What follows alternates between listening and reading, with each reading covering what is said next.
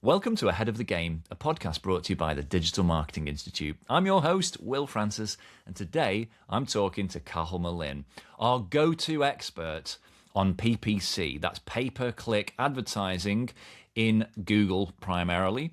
And there's always things changing, obviously, with these kind of platforms, and now seems like a great time to check in on what's working, what's not, where we're headed, what the future looks like in PPC. It still remains a crucial channel for marketers. So welcome back to the podcast, Cathal. Good to see you again. Thanks, Will. Good to see you too. Yeah, great. And it's great because I am literally going to scrape the insides of your brain out, right? Until we've got maximum value and everything we need to know about PPC because it's high stakes, right? I mean, it's not like organic channels. We're spending real money. We want to see that money coming back. Are people seeing that money come back? Is PPC still working? Is it still profitable? I think that's a really interesting perspective. So it is, but it is not as profitable as it was. So it Ooh. is because, people are still searching, people are still taking action, people are still buying, but the platforms are just getting more expensive. It's like that inflation we're feeling in the real economy is also in things like cost per clicks are gone up. And if your cost per click goes up, that cascades into everything else. So yes, it is still profitable, but the, if you're thinking of PPC 2017, it's a different type of return you're getting. Why have those costs gone up? Do you know why? Um, it could be many reasons. Like it could literally be many reasons from the engines just can charge more because it's such a baked in exercise in so many businesses that you need to Mm, have a PPC element. And because mm, you need a PPC element, you're kind of you're ripe for, being charged higher than before. The other thing, of course, is more people are using PPC and it is a model built on auction based pricing. mm. So as a result, there's more people vying for those clicks and the costs naturally go up. But it's hard to kind of put my finger on one thing. I'd say it's a Mm. culmination of a number of things and life is just getting more expensive. Well, it is. I think you're right about competition because we saw the cost of clicks go up during the pandemic. I know that happened very much on Meta with social ads. I'm Hmm. assuming it probably did with Google Yep. because, yeah, when you're the only person at the auction, you Yeah. probably don't have to spend a lot, do you? It's Whereas easy when to answer three or the four other endpoint. people pile into the auction, things get expensive pretty quickly. Very different. Yeah. And that's the Um, thing. And I think that's what we're seeing, but with many other things like in tow. Interesting. And what are the other big changes that you've seen in PPC compared to a year or two ago?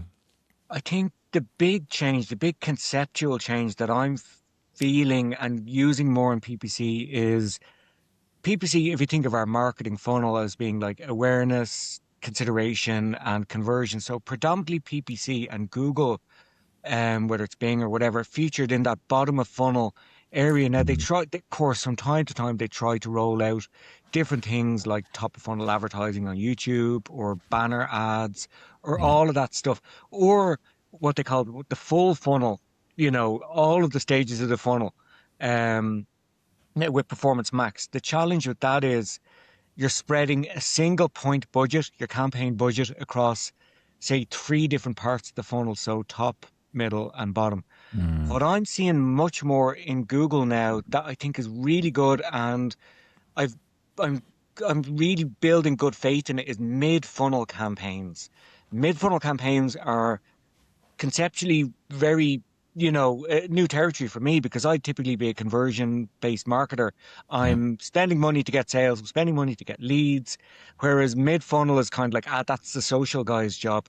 But actually, a lot of the mid funnel stuff in Google now is quite good.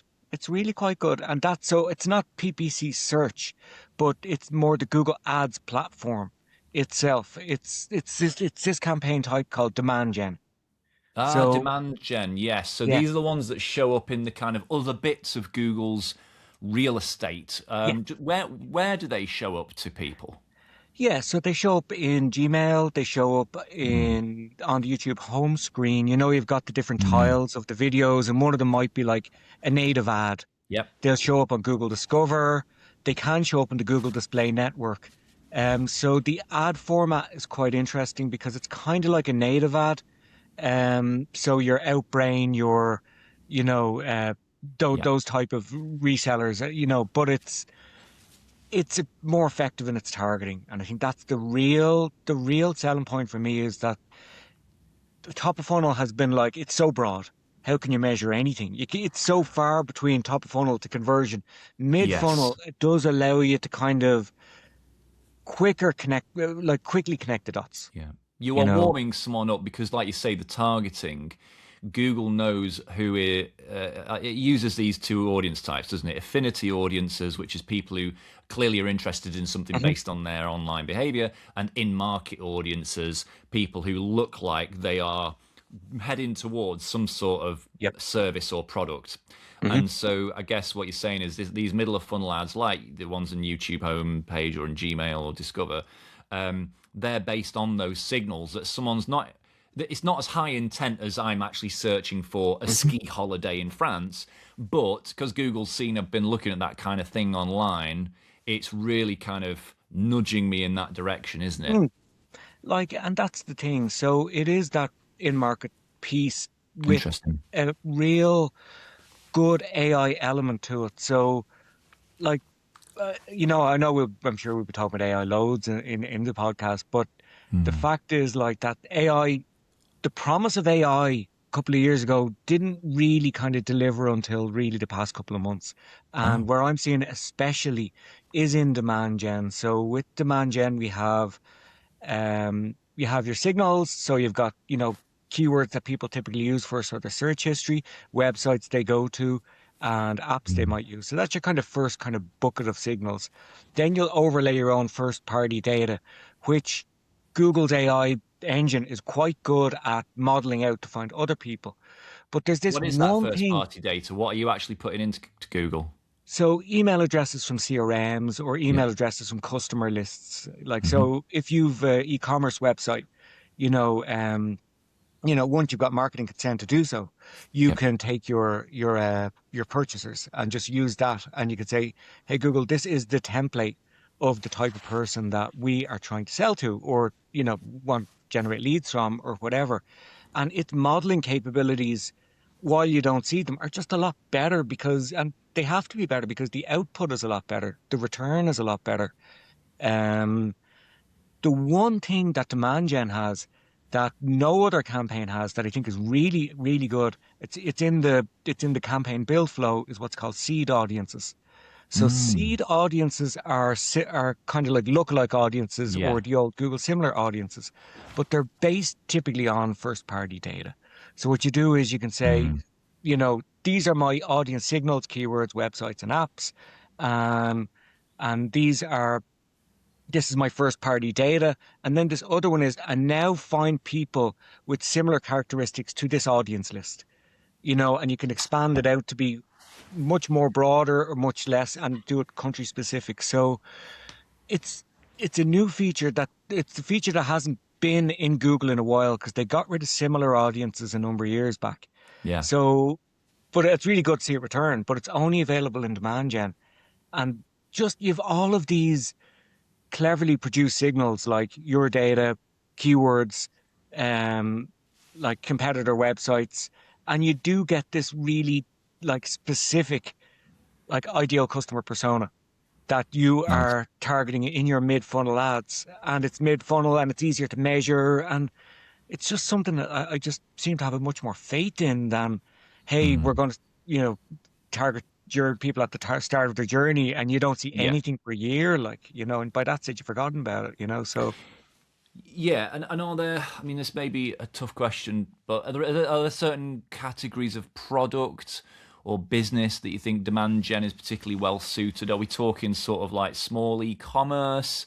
Are we talking bigger ticket B2B? I mean, or just generally all across the board? all across the board I've been using it, but there's two different functions when it comes to say, lead generation and e-commerce, as is the typical dichotomy of all digital marketing we're doing, is like Yeah. you've got your B2B, you've got your lead gen clients and you've got your e-com clients. Yeah. So the lead gen stuff is all heavily CRM, first party data, seed lists, Yeah. this kind of stuff. Yeah. And then the the e-commerce stuff has a feed element. So you can take your Google Merchant Center feed, your Google Shopping feed, and Yes. plug that into demand gen campaigns. Now you can't do that obviously with Mm. lead gen, but it's kind of like it's cleverly harnessing all of the capabilities of a Google Shopping, a little bit of search, but it's not actually going to appear on the SERP, unlike Oh, that's Performance nice. Max. So I have a Shopify, Hmm. and I use Google Merchant Center, Yeah, which for anyone listening is simple, quite simply a machine readable feed of all the products you are selling that's always kept up to date with stock and prices and things like that. So right, so I can run demand gen ads. I didn't know about that. I can run demand mhm. gen ads about my product catalog. About your or And segments of your product catalog, yeah. And those and ads will show to people who haven't searched directly for my actual product yet, but they are doing things they're that in the suggest they're market. Yeah, probably interested. exactly. Mm, cool. It's just like the challenge with Performance Max, for example, is that you're running search campaigns and PMax can show on Google Display Network and it can show on YouTube and it can show Yeah, in search. So you're cannibalizing search, which is typically very good. Demand gen doesn't appear in search, but true. it has all of those search inputs, all those really Yeah. solid signals that search has without actually Mm. having the cannibalizing element that PMax has, you know, so it So does give you it's more confidence. complementary by the sounds of it. Exactly. Because I suppose, would you recommend running demand gen middle of funnel and at the same time running bottom of funnel search to make sure we're capturing people at that higher intent level who may well have been prompted to do so by seeing a number of our demand gen ads? That's the thing, you know, it's Yeah. kind of it's complementary, whereas I always felt Performance Max was there was a certain level of attrition Yep. from Yeah. what it's doing and what your search campaigns are doing, you know. Yeah. Interesting. That's really interesting. My to do list is growing. That's good. I've got some stuff to try there. Mm. Okay, and so look, you mentioned AI. Let's get that out of the way. Yeah. Um, how is we'll start in a general sense. We can talk about specifics. How is AI changing the way that we should think about our PPC campaigns now and going forward? Well, if you go back to the user, which is probably where we need to always start, like, is how are the users searching? So if we're thinking about like what are they inputting into search engine? So what we're seeing is much more longer tail, like ridiculous longer tail. So that obviously means more broad match or dynamic search ads, or the latest Google iteration, which is AI Max for Search, which is kind of for the skeptics a good introduction to allowing a bit of AI into your campaigns. I think the big learning for about AI on search is that again, back to Performance Max. Performance Max tried to do everything with AI. It was launched and it was like you just need one campaign and it'll do your top of funnel, mid funnel, and bottom of funnel search. You don't Hmm. need many inputs. And it kind of it tried to do too many things. Like Well, the it's way, clearly an attempt to make Google Ads as easy as possible for absolutely anyone. You're right, yeah, and it's and there sort is of that like, element too, like, yeah. and you do have the shopping feed piece, which is good for e-commerce, but Mm. it's kind of the that kind of put a lot of people off. A lot of people like me off AI and Mm. search because you're like, nah, this is too broad, this is too unfocused, it's too unstructured, and okay, there's different elements that have come in, like your channel reports, so you could cut out YouTube, or you could cut out the display network, Yeah. or you could cut out search. But I think we were all burnt a little bit by then. Um, so the AI Max for Search allows you to kind of take a traditional search campaign and just put a little bit of a AI sparkle over it. You can um, Mm. customize your ads. You can expand out your keywords to your page content. So not just Mm. not just what people are searching for, but kind of related stuff on your content of your page itself. Yeah. So it's kind of like, I think that's bringing a lot of seasoned marketers back to the AI fold, because PMAX just didn't deliver for a Mm. lot of people. It really didn't deliver for a Mm. lot of people. And we question the kind of the use of AI in search. So AI Yeah. Max for search is not a campaign type. It's a setting you apply to an existing search campaign. So it just Yes. puts that little bit of sparkling Yeah. over it. It's like, you're from the music industry, Will. So Yeah. it's like a little bit of mastering on top of your mixes. So it's that kind of piece. It's just the jolt in the arm rather than the entire focus of the campaign. Yeah. So that piece of AI is working, you know? Good. Good to hear. How involved do you get? What do you do manually then within your campaigns? Do you manually set bids? I mean, do you do the sort of all the old school stuff? What do you let AI do? Yeah, so interestingly, I don't really go near bids, because I Mm. tend to find that Google is like a house of cards. And if you change your bids too much, like your target CPAs or your target return on ad spend, the Mm. entire house of cards just falls down, and God knows when it's going to get back up again. So I run manual CPC though on brand search. So the way I structure my campaigns is, brand search is always on exact match. So if it's Digital Marketing Institute, someone has to type in Digital Marketing Institute into Google Great. for it to show up. I don't use any other match type. Don't use broad match, because then they can type anything in and it will match to it. And Yeah. likewise, phrase match is just a poor type. So it's generally one keyword in a campaign, and one single exact match keyword in a campaign. So I would put that on manual bids, because you can manage it. It's easy. And Mm. it's your brand term. All you want to do is get your impression share to 98% and kind of leave it go. Everything Mm. else, I do use the smart bidding. And I know we were talking before we started today about, like, many years ago when they launched smart bidding, it didn't again live up to the promise of what it said it would do. Like, so when they launched like market conversions and stuff in 2016, probably took until 2018, 2019 before it actually, you had faith in it. Mm. So I do have faith in the bid strategies. I do think they work quite well. Um, the main thing I manage is budget, Yeah. and because ultimately it's the last major metric we have control over in any of the interfaces. How much are we willing to give Bing or Google or Amazon every day to show our ads? And are you That's literally talking about your campaign daily budget? You're not it. talking about per keyword or that No, granular. You're just campaign budget. yeah. Yeah. So, like, now there is a lot of work in finding that structure that does allow you to manage that as your primary kind of objective. But Yeah. it's basically, my clients give me a bunch of money. I have to spend that money to get a certain return back for it. So Yeah. again, like back to our music analogies, it's like in a recording studio, you're riding the faders. You're dialing up what's working well, and you're dialing back Yeah. what's less effective.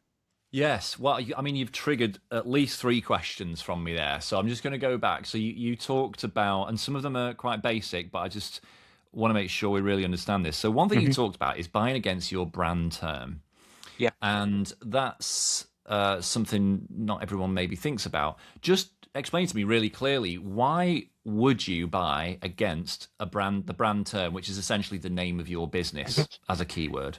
I always see it like an insurance policy, because Mm. if you don't bid on your brand term, your competitors can. Also, because the search results page is changing, we've got AI overviews at the top and all Yeah. of that stuff. We can't rely on the organic click anymore. So purely to match the evolution of search, it's that insurance policy that if someone looks for your brand, you'll probably get a click. The clicks, you're the brand owner, clicks are fairly cheap, so it's not an expensive pursuit. But Yep. to not do it adds risk to your strategy, because either your competitors will take it, or you'll be lost in the new type of results that we Mm. end up having. Are competitors allowed to buy against the name of your business? They are. And to be Yeah. fair to Google and all those other search engines, they're fairly smart. So if like willfrancis.com bid on cathalmelinn.com. You know, Already done it. Google would know that you're not the brand owner, so it would charge you more than it would charge me.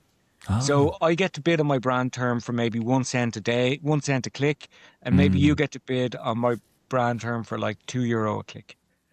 You know, Ah. so you're penalized for not being the brand owner. So you Yeah. can do it, but it will cost you more. Interesting. Okay, the other thing that you mentioned I want to pick up on is you talked about target CPA. Mm, One of the first things you're asked when you set up a campaign, both in Google but also Meta and a lot of other platforms, is you're given the option to set a maximum cost per result, whatever that result is. yep. Am I remembering that right in Google? Yeah, yeah, I it's use yeah, I yeah. use So social ads more, but yeah. So do you do that? I do. Yeah, But I do it in stages. So a target cost per result is basically a ceiling that you're putting on it what is. you're willing to pay for clicks. So, and because all of these platforms rely on history and all these different things like that, I generally just leave it uncapped at the start. So it's target CPA is max conversions is your bid type with the target CPA on top of that. So I just actually would just launch on max conversions and let that run for 10, 15, 20 days before to build a bit of history, bit of kind of Yeah, bit of a relationship with data. the system, and then I'd put a target CPA on it. That said, sometimes that doesn't work either. Mm, And if it doesn't, I'll launch it on manual bids for about 2 or 3 days, then mm. move it on to max conversions, and then wait another couple of days, and then add in a target CPA because it's a fickle system, and sometimes you just need a blunt instrument like manual CPC to kind of burst onto the scene to get into the auction. So, like sometimes the AI is too clever and Mm. ends up penalizing you. So even if you launch on an uncapped max conversions, your ads won't show. So when that happens, and you'll know within like a day, when that happens, I just flip it onto manual CPC for a day or two and flip it back. Right, No, interesting. That's good for people to know. So start without a target CPA. definitely. Yeah. Let the system let it see how it shakes out, basically, Mm. and what the cost of things is, and build that data up, and then you can actually say, no, actually, I want to say, well, I don't want to spend more than 20 quid Yeah. acquiring a new customer or whatever your maximum is, which is obviously very, very different for Mm. different businesses, to be clear. And the The system will third thing, recommend it as well. Like so the system recommends a target CPA. You yes, don't have to go, oh, what do I do? But that's based on true, that true. couple of days of search history. So The other thing you mentioned was that people give you money, will give you access to money, yeah. and then you're expected to deliver a return. Now, the last time I ran a Google Ads campaign for myself was about a year ago, and I got the call from someone at Google, and they very kindly gave me an hour-long video call with Mm. a really knowledgeable lady who took me through. But one of the things that struck me was she showed me this slide which showed what the first 3 months would look like. And she basically, I could see that part of that is about setting expectations. Mhm. And it wasn't very, well, it was quite daunting, really, because she was like, basically, you have to go through this 3 month process before you will genuinely start making the best profit on your campaigns. Mm. It starts out really expensive and it progressively gets less expensive. Which I thought was interesting tactic on their part because it did make me want to stop the campaign and think about other forms of marketing. Yeah. Anywho, my question to you is that your experience of it? Are you really basically having to wait for 3 months before you see the best results from a campaign? Not necessarily, but I think this is where there's a divergence in best practice from Google and Bing and all that stuff to the reality on the ground is we can't wait that long. No. So what kind of the engines are doing is saying we've got all this AI stuff in the back of our computers, in the back of our software that's going to manage your ads and all that. And Yeah. over time, it learns more. But what that actually translates into is you have to pay to teach our AI how to run your ads, which to me seems like a bad deal. Like, I'm Yeah. effectively I'm paying Google to learn, Yeah. or I'm paying Bing to learn. So I find having this goes back to that budget piece that I mentioned at the very like a while back, which was that's the metric I'm measuring. So you will see nuggets of success early on, and then when you do, you just amplify that by spending more in those pockets of goodness Mm. around your campaign structure, So, but Yeah. going all in on the the much touted Hagaturi technique, which is put all of your keywords into one campaign and let the AI do everything and just enter your credit card detail and off you go, is it's the throw paint at the wall approach. I think we need to be more strategic around that. Like, with search, especially with search, we can use our common sense and say, if someone looks for this keyword, they're probably going to do this. And so that this keyword there, or this group of keywords, therefore has a function. So if it's a sales function, I'll give it a high budget. If it's a mid funnel function, a discovery function, I'll give it a lower budget. But again, it goes back to that budget investment at the top. What does this group of keywords do typically, and how much am I willing to spend? Rather than Mm. let the AI figure it out for you over 3 months and continue giving us money over that period, because you're just paying for the AI to learn. Right. So just to clarify that, so how do you speed up that process then to get to profitability? It's Or it gets a bit boring here. So I use a lot of keywords effectively. So hmm, what Google wants us to do is lots of broad match, because broad yeah, match can effectively match to nearly anything that's broadly yeah, related to the oh topic. yeah. But what I do is I actually do millions and millions and loads and loads and loads of exact match keywords. So you're running your And own broad match system in a way, but in you've a got way, visibility on it, just to begin. And kind of. then, it's just, there's a little bit of risk aversion at the start because you don't want to go all gung ho.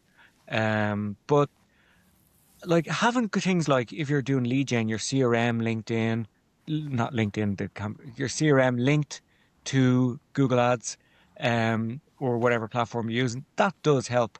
But no, it is hard, and it's not like on day one suddenly, we're ready to buy an island on the Bahamas. Like, it's Yeah. definitely work to get there. But it's we should apply a layer of common sense over keyword groups and the associated budgets with them, rather than just saying AI will figure it out.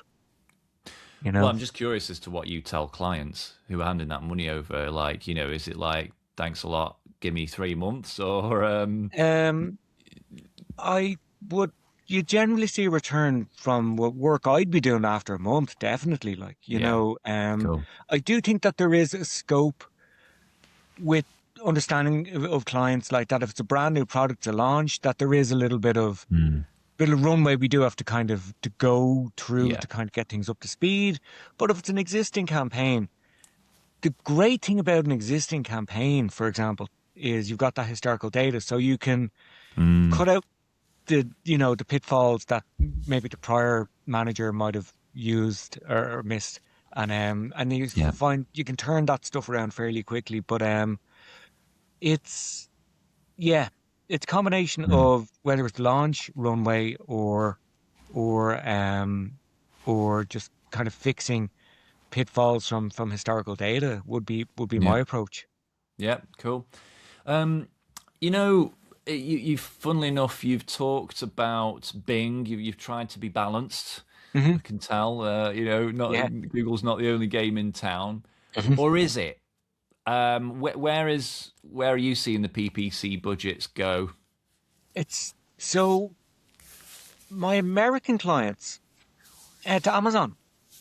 Amazon Ah, is Amazon is almost like it's almost like a separate website in the sense that like because people can search on it and mm, buy on it and they don't actually have to go to your brand website or Google. It's its own self-contained ecosystem. So for yes. e-commerce in the US, Amazon absolutely massively is a big deal. We haven't got AI ads yet, but obviously the rumors are that ChatGPT will be rolling out ads, and that'll be They are. interesting. And I'm sure the other guys will follow suit, Gemini and the other players. But Google is still where people go to take action. Yeah. So what I mean by that is if you want to learn the top 10 places to go on holidays, you might ask a ChatGPT or a Gemini, Yeah. but when you want to actually book a holiday, you kind of have to go to Google. Yeah, it's true that I have to keep reminding people about that who talk about, oh, ChatGPT is taking over Google. It's really not. Like you're right, ChatGPT is where you go for those more complex informational searches and questions. But you're absolutely right. When I want the thing, I go Mhm. through Google. Yep. So yeah, it's really interesting. I think about Amazon. We've talked about that actually in previous episodes. We've got Mm. a great episode from last year which listeners should look up. It's titled. You'll see in the title. It's all about Amazon ads, and that was absolutely fascinating. But that's obviously just for e-commerce. Yep. And is that a keyword based system as well? Yeah, in the sense that like you promote your product and it's based on the attributes of that product and all that. Yeah. But I think conceptually what it's different is when you go to Google, you're there to search the web. When you go to Amazon, you're there to buy something. You don't go Yeah. to Amazon to for No. fun. You're going to actually to buy something. So the users of Amazon are turbocharged to take out the credit card and take action. So it's just that step closer to the sale than Yeah. Google or whatever, because people are there Yeah. for just Yeah. one single reason. So is worth spending money on Bing?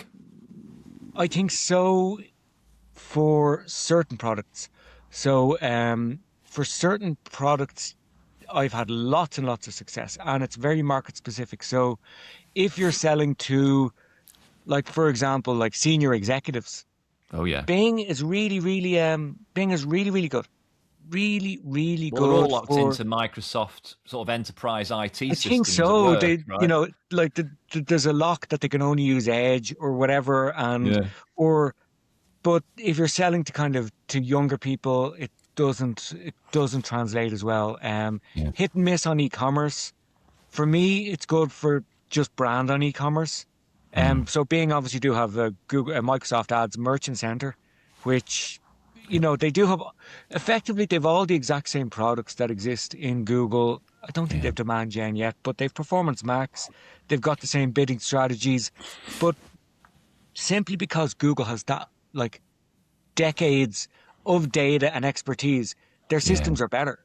Like the Yeah. smart bidding in Microsoft Ads doesn't work as well as manual CPC, which works quite well in Mm. Microsoft Ads, you know? So even for Interesting. generics, which is interesting, but I think it's market specific. S- I tend to find, yeah, it's the 45 plus market for Bing. Yeah. But yeah. Interesting. No, that's good to know. And I mean, there's not much we can say about obviously AI search ads at the moment with like ChatGPT. It has been pretty much confirmed that ads are coming to ChatGPT, but we don't know what they're going to look like or how we'll buy them or anything yet. But it will be very interesting to see where in the funnel that sits, how effective people find them, and we'll all be experimenting with them, I'm sure. Um, just thinking about the funnel, when you go to a client who wants to run some PPC ads, what do you hope that they're doing elsewhere in their marketing, and how do you see the impact of those other seemingly ostensibly unconnected channels, but in no doubt assistive? So the greatest thing that I find that can happen to your PPC campaigns is there's some PR somewhere.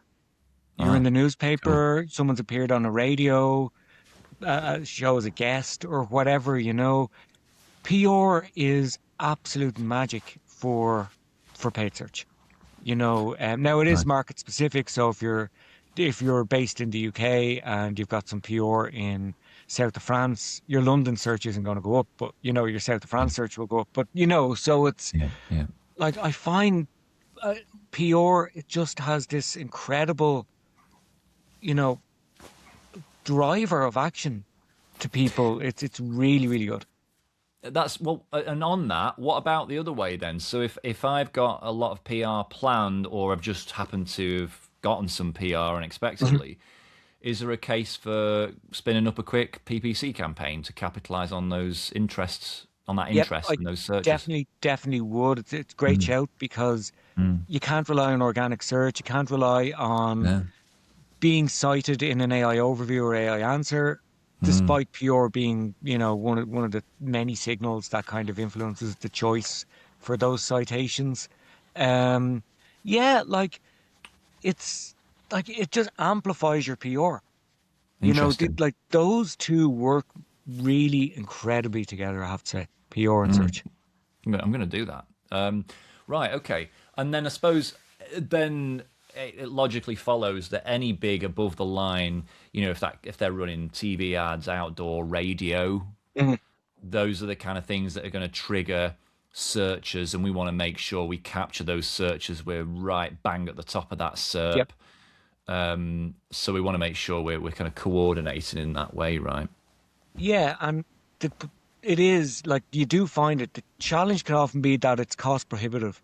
So an SME is not going to have a TV ad or a series of radio ads, but they might have a PR um action. Yeah, well, they might have awareness ads running on Instagram, Yeah, yeah. and obviously we do that, don't we? And but of course, there's that classic thing of we've probably talked about this before, but I get people saying, "Oh, I ran some Instagram ads, some video ads, I ran some Google ads," and it's like we looked at the data. The Google ads drove all the sales, and actually, you have to. Remind people that maybe they wouldn't have even searched for you, clicked on the Hmm. ads in the first place if they Yep. hadn't seen the Instagram ads that got their attention and their interest. It's a challenge to kind of measure that. And I think the biggest, suppose, explanation challenge we have to our clients is just because you can measure one thing doesn't mean you can measure everything perfectly through the funnel because Yeah. you can't, you know?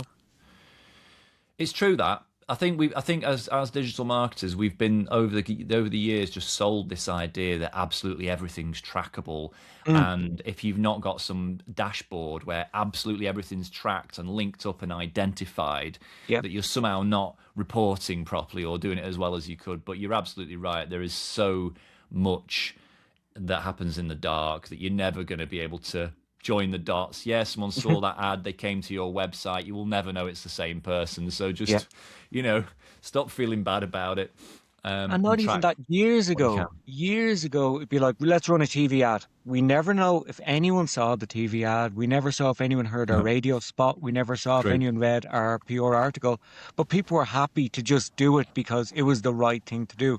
But because there's a bit of measurement in the digital space, it's like, well, surely you can measure everything. And, it is explaining that it is a cohesive incohesion, you Ah, know? I like that. A cohesive incohesion. Organized chaos is a bit like that, Organized isn't chaos, it? exactly. But that your one sounds better. And thinking about measurements, what what are the big metrics? What are the main metrics you report back to your clients? Well, obviously, cost per conversion, Mm, conversions, return on ad spend, revenue mainly, mm, because people still want the ads to wash their face. They still want the ads to pay for themselves, you know? yeah. So, like, revenue is important, and we're doing it because it's a commercial action. So there has to be a revenue element to it. Um, New customer acquisition is one of the goals that I'm getting a lot of kind of KPIs against now because once you have someone in your system, you can email them for cheap, you can SMS Mm, them, WhatsApp them, all that stuff. So business growth is dependent on getting new people into that pool and then using the upsell cross sell techniques that are far mm. cheaper than new customer acquisition So to are you talking specifically about a number of people you sell to for the first time? So exactly. that's what we mean by new customer acquisition. And then what we assume is that the lifetime value of that person will obviously be greater and Yeah. ultimately worth our marketing spend. Yeah, and like it frees us a little bit from return on ad spend as the metric because return on ad spend has been like we need to be profitable, whereas Mm. it also is risk averse and means that we don't have the flexibility to Yeah. chase the customer list. You can't grow based on return on ad spend alone because it's naturally risk averse. So, Yeah. we new customer acquisition has kind of liberated us a little bit from that. Yeah, that is good. And yeah, it's just a more long-term view, isn't it? Lifetime Mm. value based. Obviously that's important. It's 10 times easier and cheaper to sell to someone you've sold to before, Yeah. so it's about growing those customers, keeping fresh ones coming in. What do you think? What do you see as being the biggest mistakes people are making in PPC these days? The biggest mistakes is just focusing on that final conversion element. Yeah. That the only function of PPC, and we might just take Google Ads as that concept of PPC because that's almost a byword for it. So Yeah.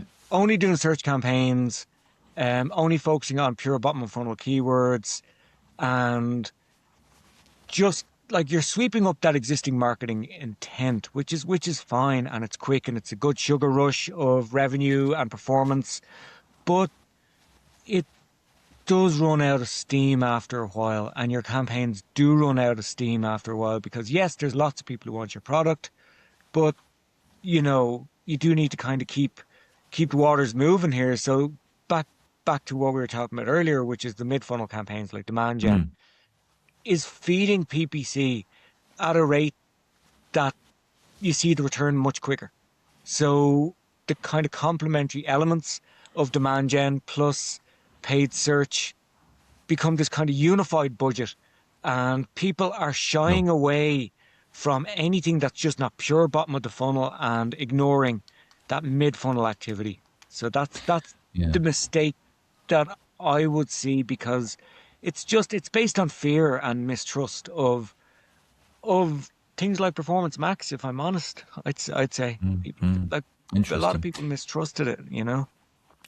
I mean, something I see very occasionally, particularly SaaS companies doing, and it's rare, but I see it, is running Google search ads, and what they're promoting is actually an article. So they're actually buying it against long tail keywords. So I saw HubSpot doing it with, I think I'd Googled something like social media content calendar template. Mm, And obviously they always would come up organically for stuff like that, but they're actually buying against it. And you're like, wow, that's I mean, that ad's not paying for itself today and maybe not next week. There's going to be a while until they get that back.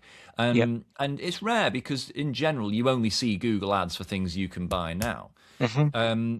So I'm just curious, what's your take on that? Do you think there's ever a good case for buying Google search ads and pay for those clicks where the return is far down the line and you're actually promoting something like a blog post or a resource?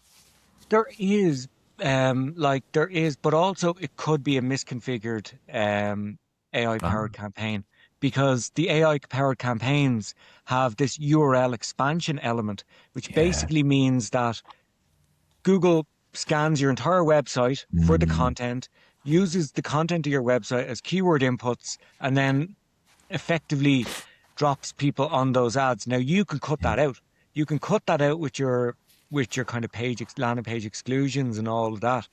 But if you just were, for example, to switch on AI Max on a search campaign, effect like you can just go to both your commercial parts of your website, so your conversion places, but also your blog. So it could Right. actually be a misconfigured paid search campaign as well. It's hard to know Yeah. that strategy, and that's No, where I'm we just do have to curious, keep like, on. would it be in your toolbox? Would it be your instinct to do that? Because it sounds maybe not because you're more interested in demand gen as a middle of funnel way to It, yeah, drive I and deepen think that interest. I probably would shy away from it because, Yeah. Cool. um, so if I'm running dynamic search, so the old dynamic search ads, the DSAs, you can exclude everything all of your pages that have /blog in it. Mm, So therefore, you won't have your blog content showing up. When it comes to yeah. AI Max Search, same thing. Yeah. How much time do you spend setting up negative keywords these days? And just for our listeners, Oh, negative lot. keywords is where within a campaign you tell the campaign to never show your ads when someone searches for that keyword. So is that an important way to prune campaigns still? Like it's probably outside of budget management the next most like time consuming action in my day to day. Now, I do Yeah. have a kind of a good approach to it in the sense that like if something is kind of relevant to your business, but maybe a little bit outside the realm of the commercial elements, I don't exclude that because that can be in mid-funnel search, you know. But if it just has to be absolutely irrelevant to your business, like totally irrelevant, because if you start negating kind of relevant keywords, I just find again it cascades through the entire campaign and it'll Wow. break something that you didn't consider. You know, so I'd be cautious about it, but I do spend a lot of time reviewing them because with broad Mm. match, with AIM access search, with all of Mm. the kind of openness even of exact match now, you have to just keep tabs on what's triggering your ads. Right, by which we'd go to, insights. We'd look at the actual search terms people Yep. are putting in to trigger our ads, and we'd think, oh, which one of these need adding as negative Yeah. keywords. Right, interesting. That's interesting. That's still a big way to kind of shape the campaign. It's good, Mm. good to know. Okay, so we've taken up lots of your time. I'd love to just quickly gaze into the future. Where do you think PPC is going in the next year or two? So where I think paid search is going is towards conversational search, where it's it's going to be reflective of the recent environment of an AI chatbot. So when you're asking a chat GPT for a recommendation on something, you do a follow-up prompt. So it's going to be like Mm. series linked keywords rather than single search keywords. So what I'd really like to see would be like yes, series linked keywords, how we can have a conversation, you know, now I'm not saying that every single click, you know, is its own cost, but that Yeah. conversation becomes a cost, you know. So it's now pay per conversation rather than pay per click. Because now I don't now whether that's going to happen in 2026 or not, I see that's where it's Yeah, going yeah. because when you think about how you search now, it is a conversational um way of doing things, you Mm. know. So that's where I think it could end up going.